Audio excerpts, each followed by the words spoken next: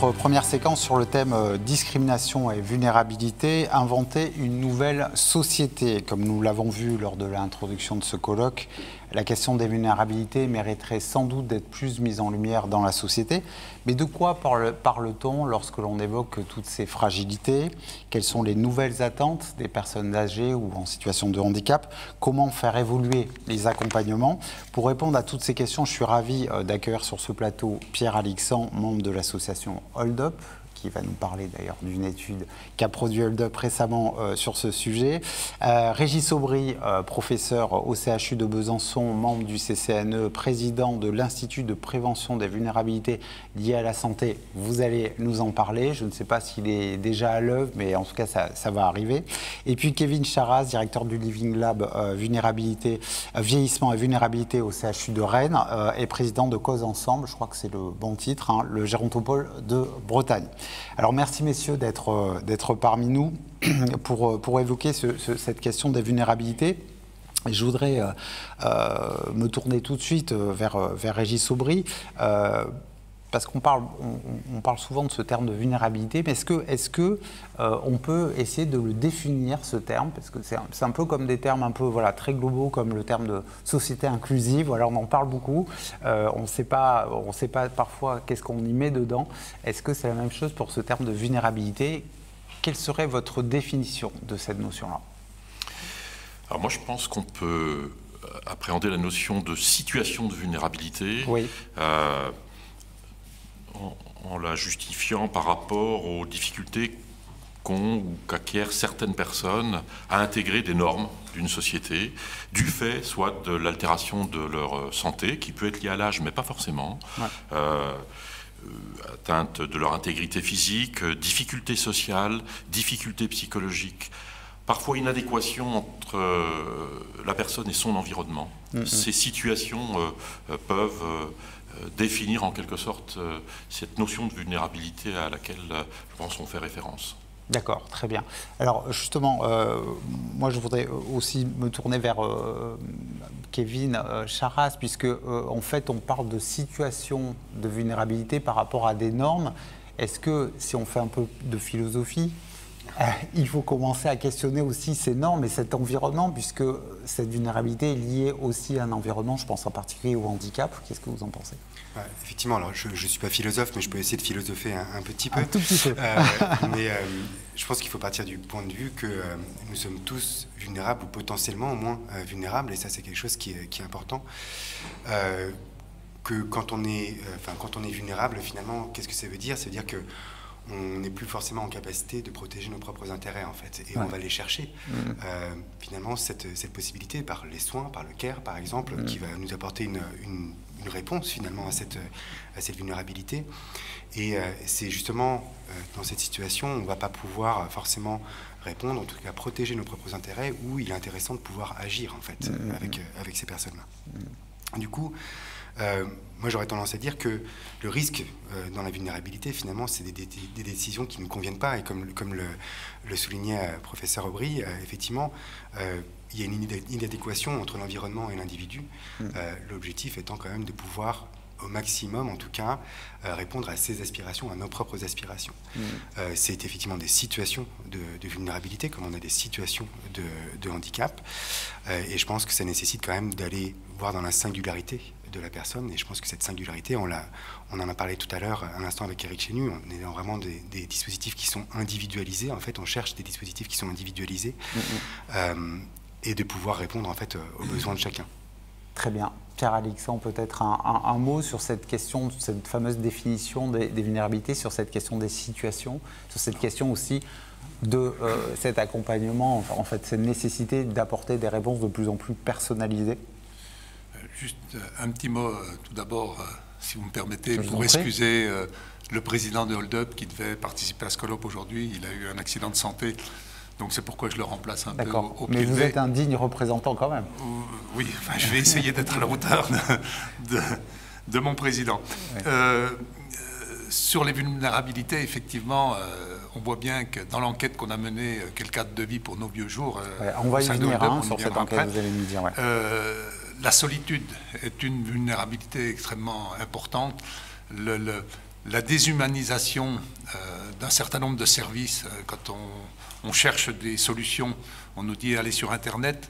Ouais. Internet est particulièrement déshumanisé, même si on trouve des tas de réponses et tout.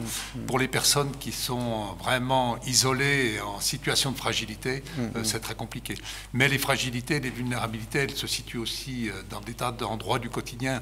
Pousser une porte cochère trop lourde, quand on arrive à un âge très avancé, ça devient aussi compliqué que de monter 4 étages parce qu'on n'a pas d'ascenseur ou que l'ascenseur s'arrête entre 2 étages. Voilà. Donc les vulnérabilités, c'est des choses extrêmement diverses et variées qui nous occupent au quotidien. Voilà. D'accord, très bien.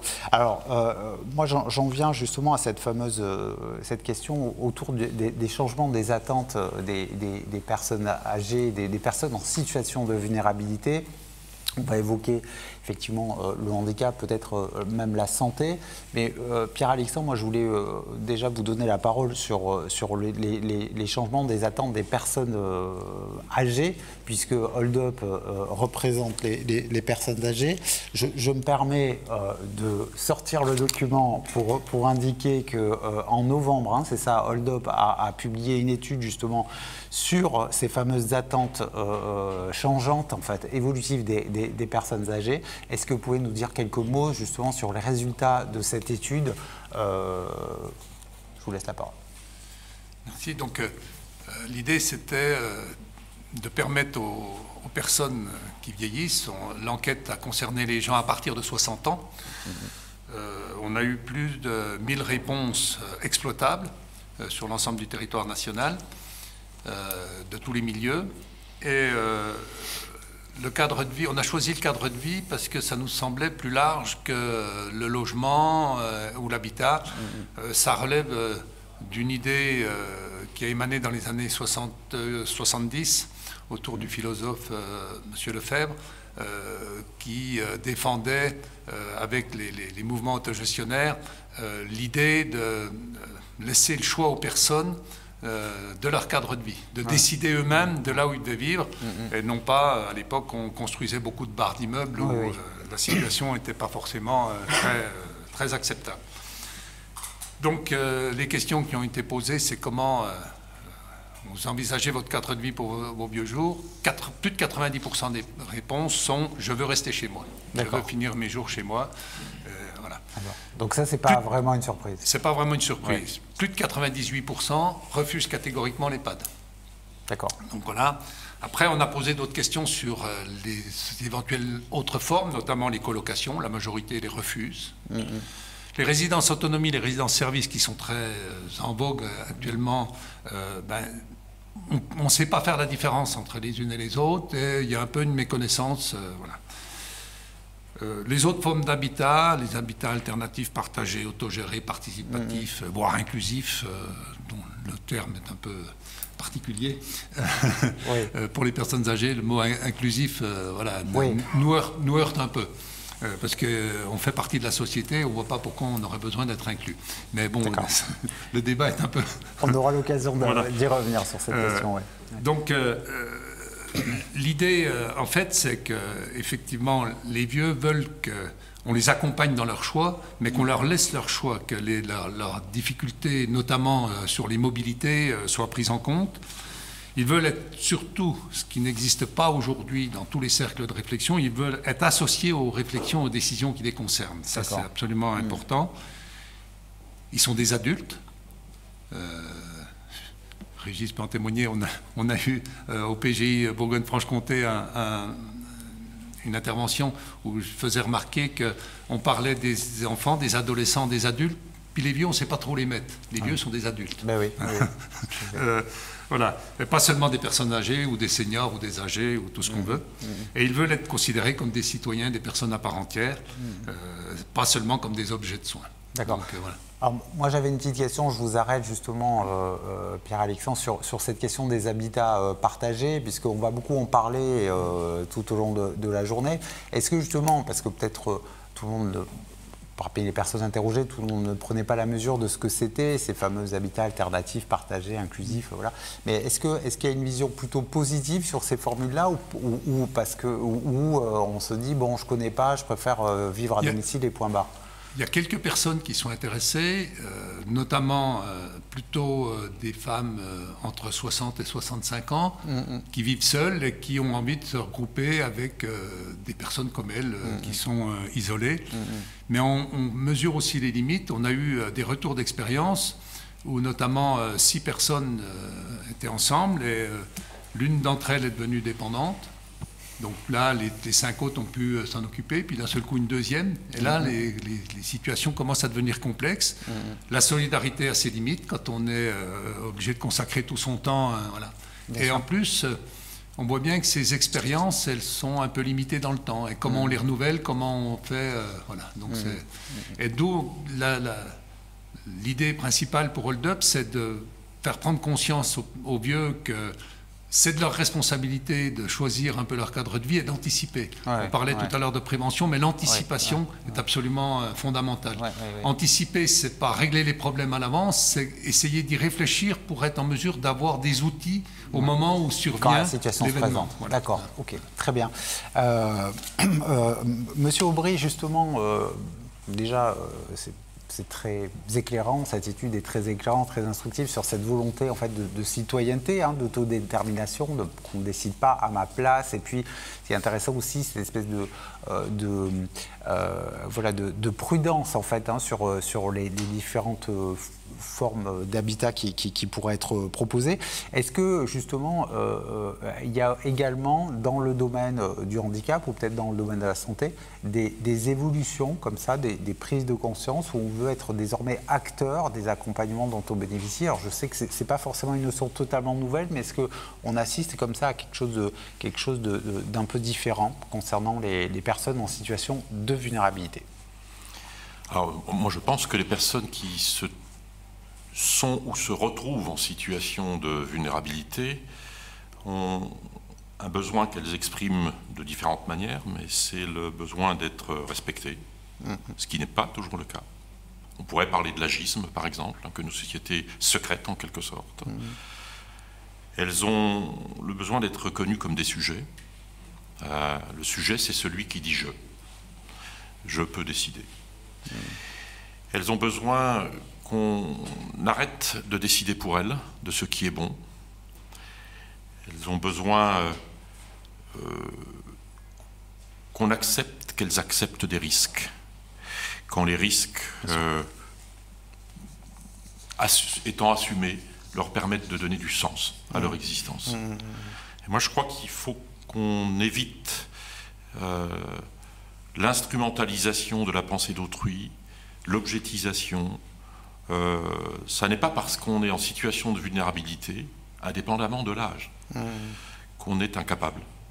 Et je pense même qu'il y a une attente, on y reviendra je pense, dans notre société, c'est non seulement d'être respecté, mais c'est que la solidarité, ça ne soit pas associé à la notion de pitié. Oui, tout à fait. Et que d'autre part, on comprenne qu'une situation de vulnérabilité, ça peut être une force si on est aidé.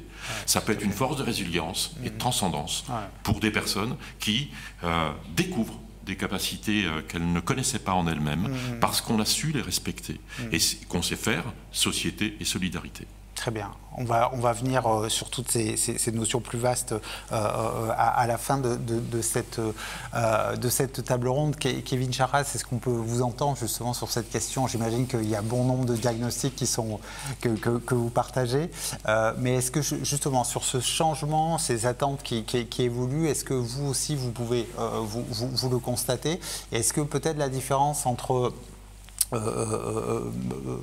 maintenant et avant, quelque part, c'est qu'on les prend plus en compte? C'est ça la différence? Comment vous analysez cette situation? Alors moi, la manière dont j'analyserais cette situation, c'est que de plus en plus, effectivement, il y a des personnes qui se font les avocats finalement d'autres personnes et qu'on donne la voix, je veux dire, la parole aux personnes qui sont concernées. Et ça, c'est quelque chose qui est assez important et on le voit de plus en plus tant au niveau français qu'au niveau européen, au niveau international. Et ça, je pense que c'est des éléments qu'il faut bien prendre en considération. Après, c'est vrai que je rejoins tout ce qui a été dit jusque-là. Je pense que pour résumer les choses, nos attentes et les attentes d'une manière générale, et j'aurais bien du mal à parler pour ces personnes-là, c'est d'être écouté.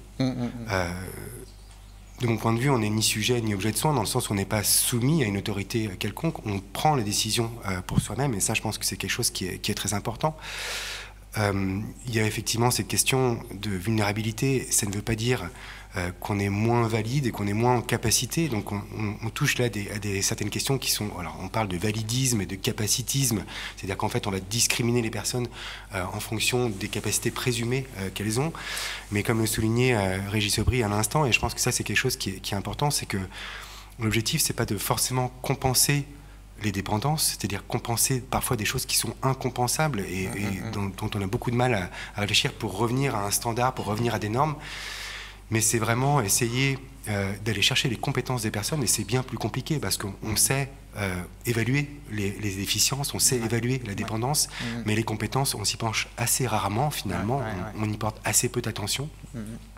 Alors oui, effectivement, c'est un tuteur de résilience, cette compétence pour les personnes. Et ça, c'est peut-être ce fameux champ nouveau qui conviendrait d'explorer dans les années à venir, hein, travailler sur ces fameuses Exactement, c'est-à-dire que nous avons tous des habiletés, et nous en développons tous au fur et à mesure de notre vie, c'est-à-dire que les habiletés, c'est vraiment notre capacité d'adaptation à notre environnement, aux besoins que l'on a au quotidien, et pour y faire face, on va développer des habiletés avec nos propres compétences, de telle manière à pouvoir aborder différentes problématiques que l'on a dans notre quotidien. Alors ça peut être des problématiques d'ordre citoyen, familial, environnemental, ça peut être des problématiques d'ordre administratif aussi. Mais en fait, on se rend compte que lorsque l'on donne l'opportunité aux personnes, au lieu de se fixer vraiment sur les restrictions d'activité qui sont dues à leur dépendance, quand on donne l'opportunité aux personnes, on se rend compte qu'elles peuvent aller bien plus loin que ce que l'on pensait au départ, et qu'il y a encore beaucoup de ressources à exploiter. D'accord, très bien, c'est très encourageant. Régis Aubry, vous évoquiez, vous avez posé le mot, ce fameux mot de risque, d'accepter ce risque dans l'accompagnement des personnes en situation de vulnérabilité. Moi, je voudrais peut-être élargir la focale et vous poser la question, justement, quelles sont les questions éthiques aujourd'hui que pose justement l'accompagnement de ces personnes en situation de vulnérabilité. Et effectivement, j'ai en tête ce fameux dilemme qu'on connaît tous entre liberté et sécurité. Est-ce qu'on protège, est-ce qu'on sécurise les personnes, est-ce qu'on décide à leur place, etc. etc. Est-ce que pour vous, c'est cette grande question, cette acceptation du risque qui est la grande question éthique, on va dire, de notre temps?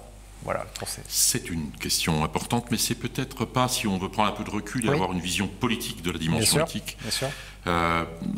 Pour moi, en tout cas, il y a quelque chose d'une disjonction entre les évolutions dans le domaine de la santé, qui sont marquées par le progrès, sauf à être un révisionniste, je ne pense pas qu'on puisse discuter les progrès dans le domaine de la santé qui amènent à guérir des pathologies dont on mourait encore il y a quelques années ou décennies.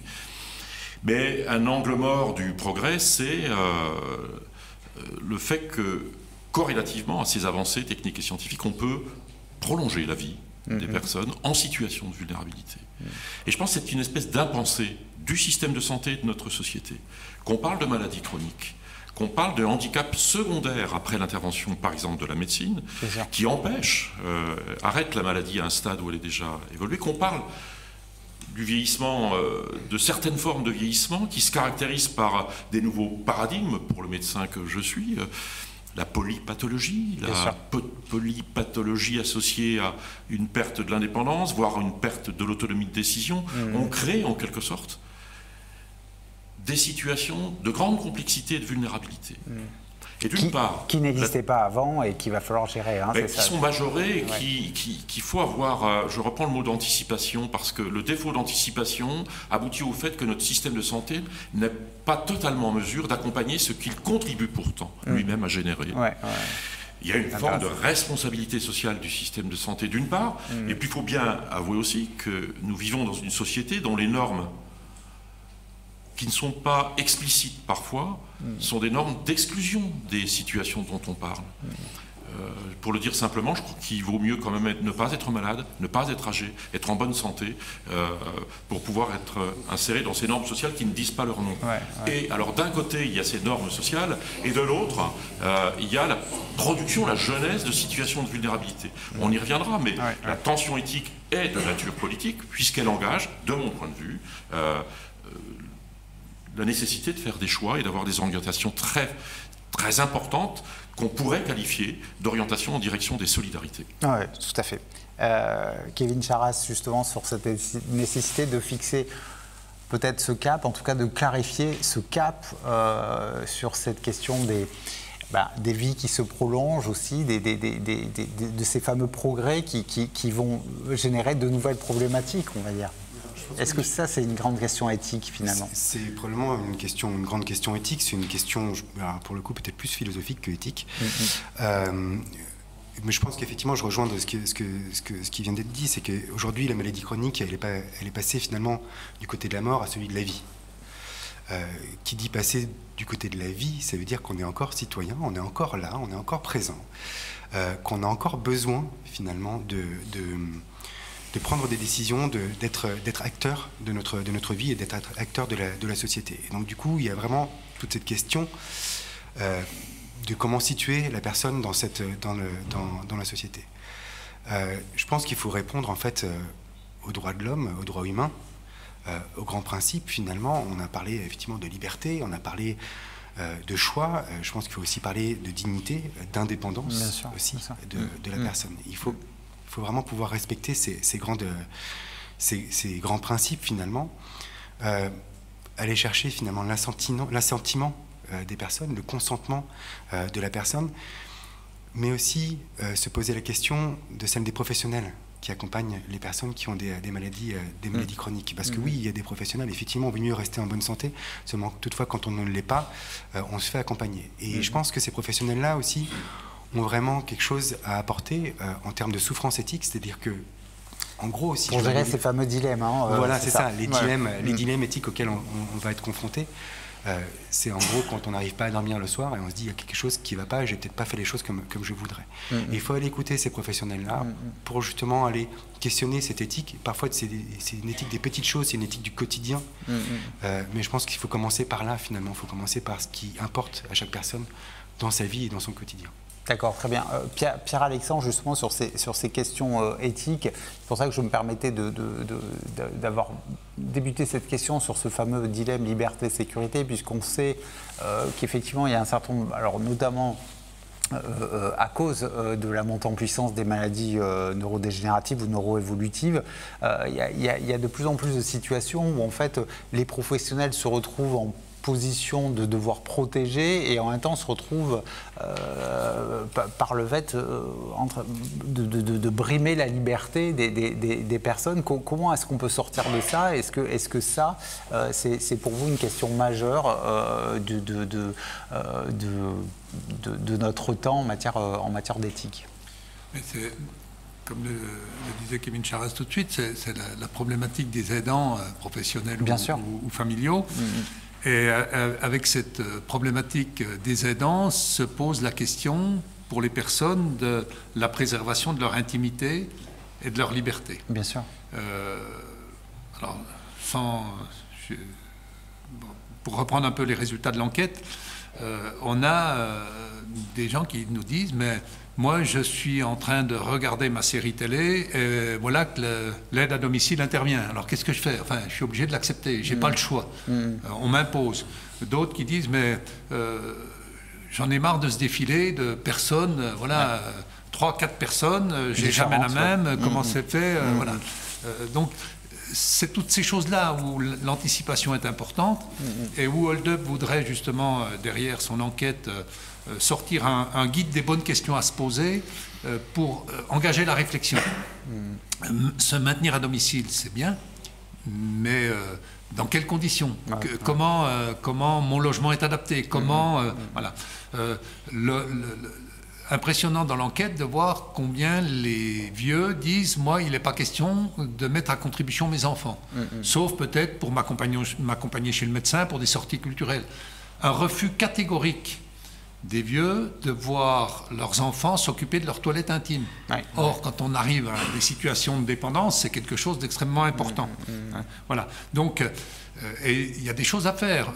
Dans les débats que nous avons conduits à l'issue de l'enquête, un médecin de plus de 95 ans nous expliquait que le prendre en soin, c'est pas quelque chose d'inné chez les personnes, mais on peut très bien former les gens à ça. Or, pour former les gens, il faut y mettre des moyens. Ça rejoint la problématique des moyens financiers. Éric Chenu a évoqué tout à l'heure effectivement la prise en charge d'un niveau de dépendance, mais on est dans une société qui fait face à l'arrivée d'une 4e génération. On a créé un 5e risque, une 5e branche, enfin on l'appelle comme on veut, il n'est pas financé. Ouais. Or aujourd'hui, cette 4e génération, elle a aussi un patrimoine, une épargne qui n'a jamais existé auparavant, qu'il faut peut-être mobiliser pour ça. Enfin, je n'ai pas de solution, mais il faut qu'on trouve des solutions. Il faut absolument qu'on arrive à financer cette 5e branche pour répondre à ces questions éthiques, hein, c'est peut-être un peu...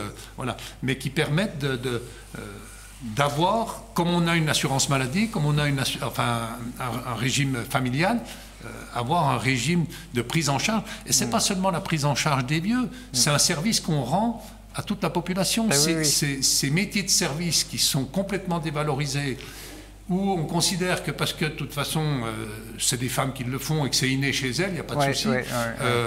Voilà, on n'a pas besoin de les former, c'est naturel. Il faudrait peut-être qu'on réfléchisse un petit peu à faire bouger les choses. Et ça pose vraiment la question de la solidarité collective financière. D'accord, très bien. On a évoqué, vous avez évoqué, Kevin Charras, cette question de l'adaptation justement de l'environnement aux situations de vulnérabilité. Au travers de votre Living Lab, vous réfléchissez beaucoup à tout ça. Est-ce que vous pouvez peut-être nous rappeler, alors cette question est un peu courte, mais l'état des innovations, qu'est-ce qu'on peut inventer justement pour accompagner ces différentes situations de vulnérabilité? Je sais que vous insistez beaucoup sur l'importance de l'usage. Hein, voilà. Est-ce que vous pouvez nous expliquer un petit peu ce que vous faites dans votre Living Lab et comment est-ce qu'on peut justement travailler sur ce fameux environnement de situation de vulnérabilité? Pour reprendre le début de votre question, effectivement, quand on regarde l'état de l'innovation, aujourd'hui, ce dont on se rend compte sur l'ensemble du territoire national, c'est qu'il y a un véritable besoin de coordination de ces innovations. Aujourd'hui, quand on regarde sur l'ensemble du territoire national et qu'on regarde région par région, on se rend compte qu'il y a des innovations qui sont très similaires, qui sont testées dans une région, dans d'autres régions, dans plusieurs régions, voire dans toutes les régions, et qu'il n'y a pas de communication entre les régions. C'est-à-dire que on dépense de l'argent, on fait des évaluations, des expérimentations avec des innovations et on ne sait absolument pas où on va, on ne sait absolument pas quelles conclusions tirer. Et la Cour des comptes, du coup, m'a tiré un peu la sonnette d'alarme il n'y a pas si longtemps que ça, en juin, il me semble, en disant qu'il y avait vraiment quelque chose à voir par rapport au financement de ces innovations. Donc il y a vraiment quelque chose à ce niveau-là. Ensuite, en termes d'innovation, ce qu'on essaie de faire, nous, au Living Lab, vieillissement et vulnérabilité, c'est aussi répondre aux ambitions du secteur. Quand je parle du secteur, c'est le secteur social et médico-social. Et aujourd'hui, quand on parle d'ambition du secteur social et médico-social, quelles que soient finalement les personnes auxquelles on s'adresse, alors évidemment, on va viser la santé, évidemment, on va viser la qualité de vie, mais on va aussi viser le pouvoir d'agir. On a finalement ces 3 socles auxquels doivent répondre les innovations. Et nous, c'est ce qu'on essaie de vraiment cibler, en tout cas avec les innovations que l'on a qui passent en tout cas par le Living Lab. En bref, je pense que l'objectif en termes d'orientation, c'est vraiment de miser sur les compétences, comme je disais tout à l'heure, plutôt que les dépendances pour pouvoir les développer, finalement. Et pour répondre finalement à ce besoin de coordination, je pense qu'on pourrait essayer de proposer finalement une cellule d'appui à l'innovation médico-sociale au niveau national qui puisse vraiment coordonner et coordonner l'ensemble de ces innovations. D'accord. Donc ça, c'est un beau projet, ça. Et il faut le soumettre à on essaie de le soumettre à l'aide de l'Union des gérontopoles. D'accord. Voilà. Donc on essaie pourquoi pas la Mutualité française pour être un acteur de cette cellule. Très bien. Pierre-Alexandre, justement, est-ce qu'il y a des choses aussi, sans parler de l'état des innovations, est-ce qu'il y a des choses justement à inventer, justement pour que notre société gère mieux ces différentes situations de vulnérabilité? Alors, effectivement, il y a, en particulier, ça on l'évoquera peut-être cet après-midi, en matière de domotique, il y a beaucoup de choses qui sont en train de se mettre en place, mais est-ce que, selon vous, il y a des choses à faire, encore à inventer? je vais vous laisser la parole, mais vous parliez de la question de la fracture numérique, qui est la conséquence de la dématérialisation des services publics. Est-ce qu'il y a des choses aussi à faire pour mieux accompagner justement toute cette dynamique du numérique qui parfois crée aussi un certain nombre d'exclusions? Effectivement. Je vais dans tous les sens, je suis désolé. Non, mais c'est bien le cœur du sujet, la fracture numérique. On a à Hold Up réalisé il y a 2 ans des fiches un peu synthétiques pour permettre justement aux personnes qui voulaient utiliser une tablette ou un téléphone portable d'avoir quelques clés qui permettent de se débrouiller seul. Je pense que ce qu'évoquait Kevin Charras tout de suite, de dire il faut une coordination à tout ça, je pense qu'il ne faut pas oublier d'impliquer les vieux dans toutes ces réflexions d'innovation et les faire tester. Hold Up a participé notamment à Paris avec la SNCF et la RATP à voir comment l'accessibilité dans les stations de métro, bon, voilà, je fais de dessin à personne, le nombre d'endroits où les escalators ne sont pas accessibles, voilà. Donc, je parlais tout à l'heure des portes cochères.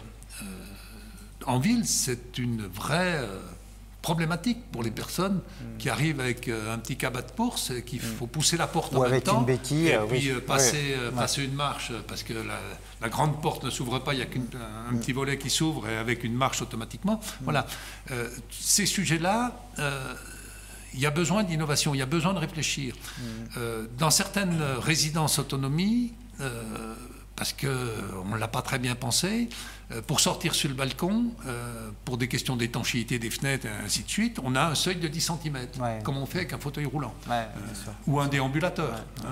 Voilà, il n'y a pas besoin d'être vieux. Oui, ça c'est vraiment le dispositif. À 25 ans, on se casse une jambe, on ne sait pas le faire non plus. Tout à fait. Voilà. Oui, c'est vraiment ce type de dispositif qui est pensé sans les personnes. Et il faut absolument faire tester les choses et arrêter, je rejoins ce que dit Kevin également, arrêter de tester chacun dans son coin sans coordination. Quoi.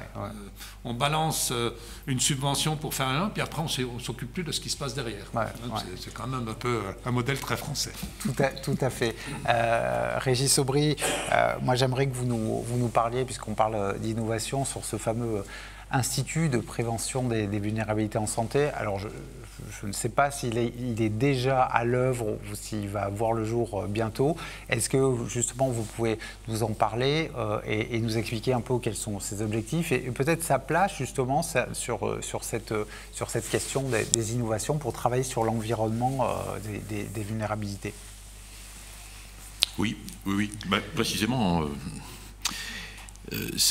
cet institut des vulnérabilités, il se crée parce qu'on ne sait pas ce qu'il faut faire. Il faut faire preuve d'humilité quand on est face à une question aussi complexe que celle-ci.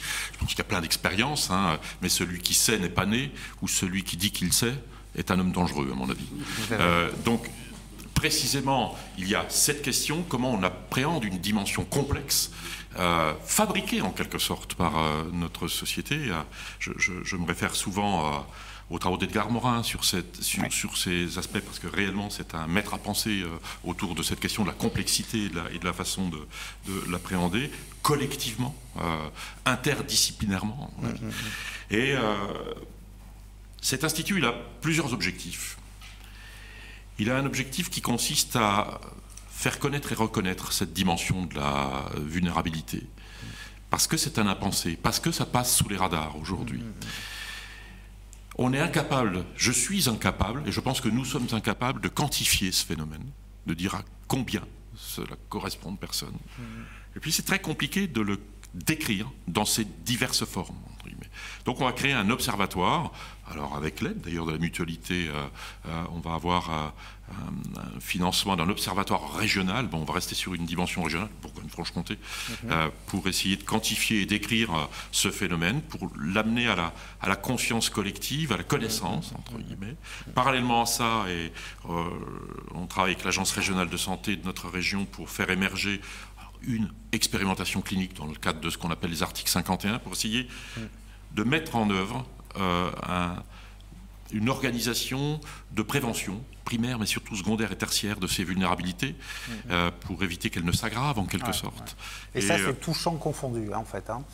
C'est champ handicap, personnes âgées, ou tout champ confondu. Toute forme. Confondues de vulnérabilité dès lors qu'elles sont liées à la santé de la personne. On a limité notre institut à cela. Puis le troisième niveau, et c'est à mon avis en cela que ça répond à votre question, c'est une dimension de la recherche. Quand on ne sait pas, on cherche. Et là, on essaie d'être associé avec nos 2 universités dans notre région qui s'entendent parfaitement. Et l'idée est effectivement, et c'est à la fois la complexité pour appréhender par la recherche un projet comme celui-ci, parce qu'on ne peut l'aborder que de façon interdisciplinaire. Bien sûr. En France, comme dans d'autres pays également, mais on a cette fâcheuse habitude d'avoir une organisation de la recherche en tuyau d'orgue. Or, il faut faire travailler des philosophes avec des médecins, avec des sociologues, avec des économistes de la santé, me semble-t-il, pour appréhender ces questions. On est en train de jeter les bases, et je pense qu'on aura l'occasion, avec mon collègue de Rennes, de se rencontrer sur ce sujet-là, me semble-t-il, parce que seule la recherche peut produire, me semble-t-il, via des données que nous allons collecter, via des organisations que nous allons opérer, produire des esquisses, des perspectives de réponse, mais d'abord connaître, comprendre, puis proposer des aides aux personnes. La dernière dimension de cet institut, c'est une ambition de formation. Alors aussi bien au plan universitaire, avec là aussi un défi, c'est de l'approche interdisciplinaire de ces questions, puis des formations pas forcément diplômantes, mais qui pourraient concourir à mieux former, dans l'espoir qu'elle soit mieux reconnue, et peut-être sous tous les angles du terme, les professionnels qui interviennent au plus près des personnes. Moi, je pense qu'il faut défendre toutes les formes d'aide à domicile, qui sont des métiers de l'avenir, me semble-t-il. Mais encore faut-il reconnaître, revaloriser, former, accompagner ces personnes qu'on envoie au front un petit peu toutes seules, me semble-t-il. Donc vous voyez, c'est une ambition très très vaste et ce projet démarre, à vrai dire. Là, il va démarrer en 2024, mais on est en train, pour l'instant, d'avoir plutôt des retours positifs. Le projet est soutenu, alors il est soutenu par l'Agence régionale de santé, indirectement par la mutualité, par d'autres instances. Il est soutenu, y compris par le ministère, qui n'a que des bonnes paroles sur ce projet. J'imagine bien, j'imagine bien. Vous insistez, je reste avec vous, vous insistez sur l'aspect pluridisciplinaire de la démarche. Et vous avez précisé que déjà vous démarrez à l'échelle régionale, territoriale. Est-ce que justement il y a un rôle à jouer dans les territoires justement pour favoriser cet échange pluridisciplinaire et pour faire émerger des formes de réponse à ces situations de vulnérabilité qui ne sont pas automatiquement les mêmes partout? Voilà, il y a tout cet enjeu de l'adaptation. Est-ce qu'il y a une place particulière des territoires justement pour répondre à ces situations de vulnérabilité, alors que ce soit au travers d'initiatives comme la recherche, la formation, mais aussi pour des réponses beaucoup plus effectives auprès des personnes? Moi, je crois beaucoup et je crois à la nécessité de penser l'innovation via la dynamique des territoires. Des territoires de proximité, parce qu'on parle bien là de lieux, Pierre-Alexandre l'évoquait au départ, de respect du choix de lieu de vie, le lieu de la sociabilité des personnes, le lieu qui fait sens, c'est le territoire de la grande proximité.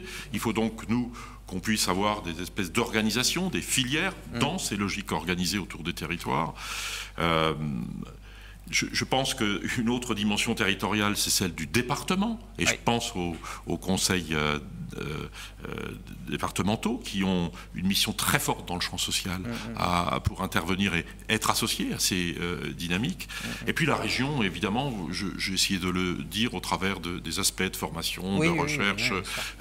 Donc on est sur des notions de territoire. Alors on a l'art d'avoir 1000 définitions de territoires différents qui ne s'emboîtent pas les uns dans les autres, ça vient compliquer les choses. Mais pour répondre à votre question, globalement, il faut, quand on pense territoire, on pense proximité de lieu de vie des personnes pour que la vie puisse encore faire sens à ces personnes. On ne peut pas imaginer d'envoyer une personne en situation de vulnérabilité à distance du lieu qui fait sens à son existence.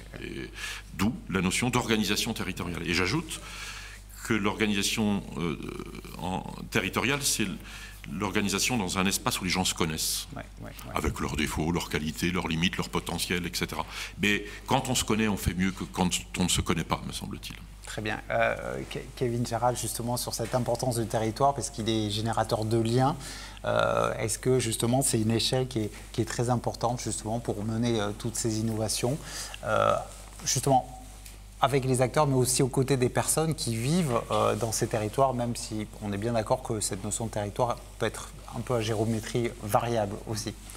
Moi, je dirais effectivement, il faut pouvoir répondre à la diversité des personnes et d'adopter une approche qui est subsidiaire. Finalement, on va aller chercher les subsidiarités, on va se confronter pardonnez-moi, à différentes cultures, à différents besoins, parce que selon les territoires, on n'a effectivement pas les mêmes besoins, on n'a pas les mêmes niveaux socio-économiques. Enfin voilà, il faut répondre à toutes ces questions-là. Et je pense qu'on est là véritablement dans cette question de l'inclusion. Alors c'est pas juste dire, et je sais que ça froisse mon ami Pierre Alixan, mais c'est pas juste regrouper des gens dans un même lieu, l'inclusion. C'est de répondre finalement aux besoins des personnes de telle manière à ce qu'elles puissent, enfin, c'est donner finalement les ressources, l'opportunité à des personnes de telle manière à ce qu'elles puissent prendre soin d'elles-mêmes, qu'elles puissent prendre des décisions par elles-mêmes comme elles l'entendent au quotidien. Et ça, je pense que c'est quelque chose qui est assez important et ça indique encore une fois cette singularité. Donc singularité au niveau de l'individu, mais aussi au niveau des territoires, des différents territoires. Et quel que soit, enfin, effectivement, on peut partir du côté local jusqu'au côté national, finalement. Mais il faut pouvoir entendre tous ces différents besoins, en fait, sur les territoires. Donc c'est vraiment répondre à la diversité, de mon point de vue. Ouais, très bien. Pierre Alexandre, justement, pour rebondir sur ces territoires générateurs de liens, qu'est-ce que vous dit l'étude, qu'est-ce que nous dit l'étude que vous avez pu mener, puisqu'il y a cette idée de à 90%, je veux vivre à domicile, mais il y a aussi, quand on dit je veux vivre à domicile, ça veut dire je veux vivre aussi dans un environnement, et c'est pas simplement l'appartement, la maison, c'est aussi être dans un environnement. Est-ce que c'est comme ça qu'il faut l'entendre, cette fameuse notion de domicile? C'est difficile à appréhender parce qu'on veut vivre chez soi, on ne veut pas bouger de là où on est. Ben oui. Parfois, c'est pour ça que l'anticipation est importante. On voit bien qu'il y a, dans les répondants qu'on a eus, il y a 3 catégories. Il y a ceux qui ont moins de 70 ans qui disent « Bon, écoutez, je ne suis pas concerné, j'y pense un peu pour mes parents. » On verra plus tard, ouais. Voilà. Ouais.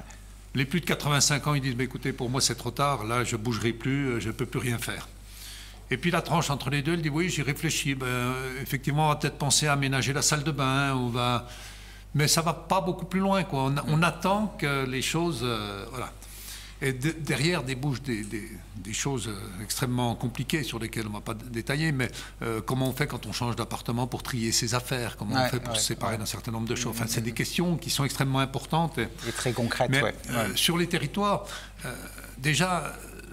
Les territoires sont extrêmement variés. On ne peut pas traiter de la même façon un hypercentre quand on vit en hypercentre à Lyon, à Paris, à Bordeaux, ou quand on vit comme moi dans un petit village de 200 habitants, dans une communauté de communes qui est très étendue, mais pour regrouper 3000 habitants, il faut faire des kilomètres. Oui, voilà, comment on fait quand, d'un seul coup, j'avais une personne de mon village avant-hier qui me dit, mais voilà, j'ai abandonné ma voiture parce que ça devient plus prudent, mais je ne sors plus de chez moi, comment je fais pour aller chercher mon pain? Il n'y a plus de commerçants ambulants.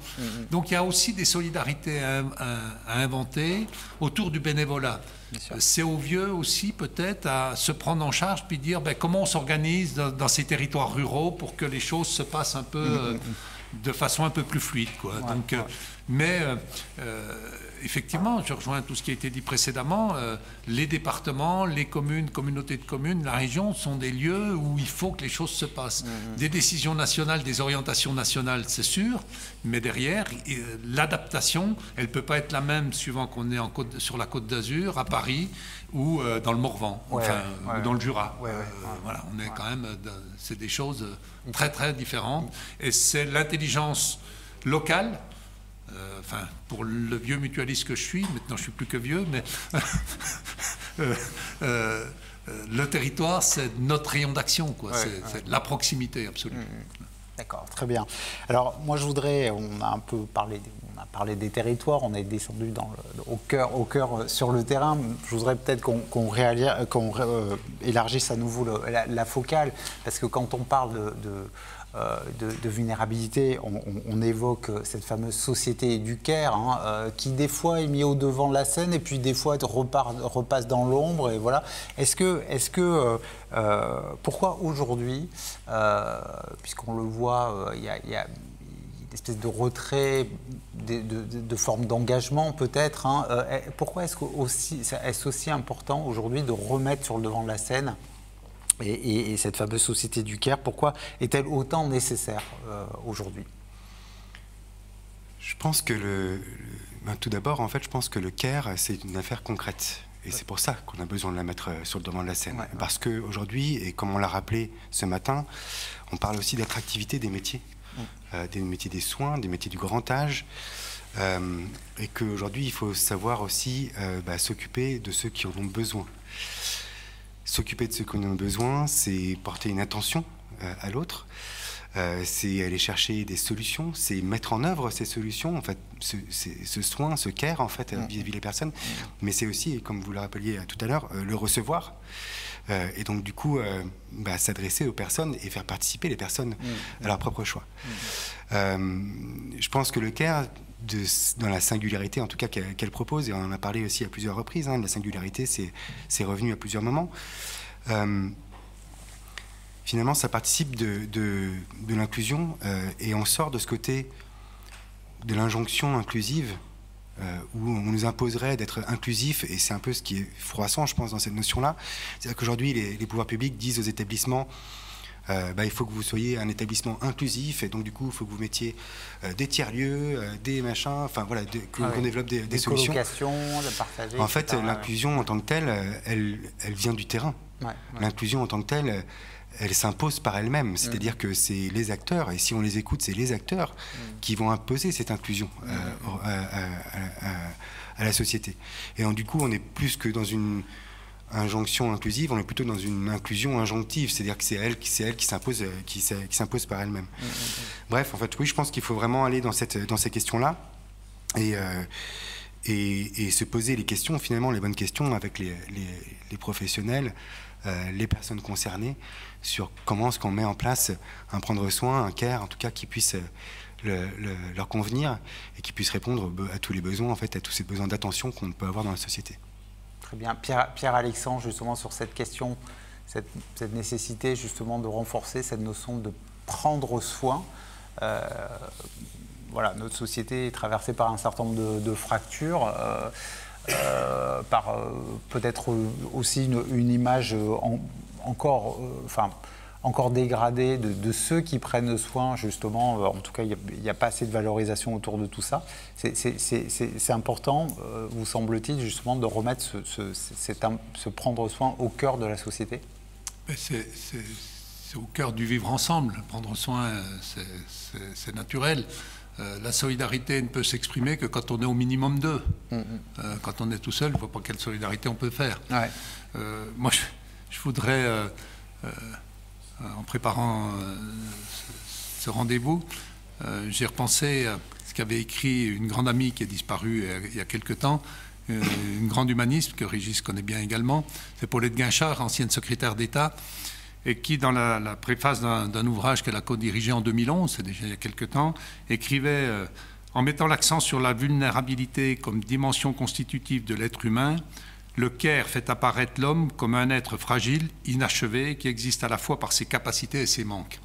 Donc voilà, je pense que ça résume bien ce qu'on a dit les uns et les autres jusqu'à maintenant, et que modestement, comme le disait Régis Aubry aussi, c'est qu'il faut qu'on essaie de voir comment notre société peut arriver à ce que tout le monde bénéficie à la fois des progrès de la médecine, tout ça, et qu'on puisse continuer à vivre simplement, pas vivre éternellement, mais vivre simplement dans les meilleures conditions possibles, avec chacun ses fractures et ses vulnérabilités. Oui, tout à fait.